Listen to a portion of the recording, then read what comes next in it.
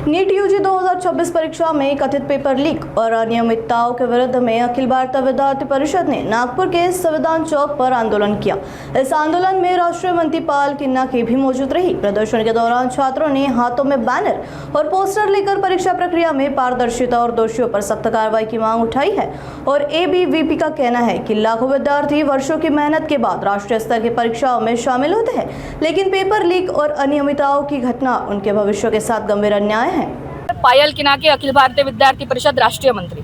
नीट UG 2026 ही परीक्षा 3 मे रोजी झालेली आहे, परंतु 2024ला पण पेपर फुटी झालेली आहे। तशीच पेपर फुटी राजस्थान सीकरमधून आता आपल्याला लक्षात आलेली आहे आणि अशा प्रकारची पेपर फुटी एकदा नाही तर अनेकदा झालेली आहे। आज जेव्हा आपण विचार करतो की नीट यूजी मतलब डॉक्टर बनण्याचं स्वप्न पाहणारे विद्यार्थी, डॉक्टर कोण ज्यांना आपण देव मानतो, त्यांची जी पहिली पायरी आहे, पहिली पायरीच खेचून घेण्याचा प्रयत्न हे एनटीएने केलेला आहे।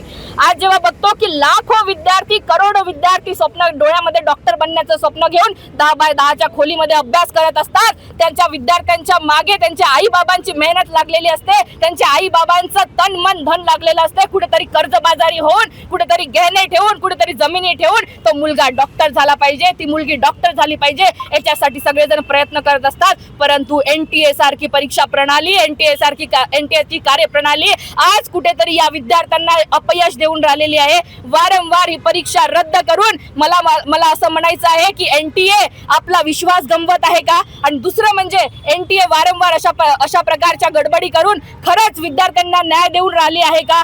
एनटीए द्वारा या सगळ्या प्रकारच्या गडबडी वारंवार होत असल्यामुळे एनटीए वर सुद्धा, एनटीएच्या निदेशकांनी सुद्धा इस्तीफा द्यायला पाहिजे। त्याच्या सोबत ही जे दोषी आहे यामध्ये शिक्षणामध्ये जे पण शिक्षण माफी आहे, कोणी कोचिंग मधले माफिया असेल, कोणी भ्रष्टतंत्र असेल, त्या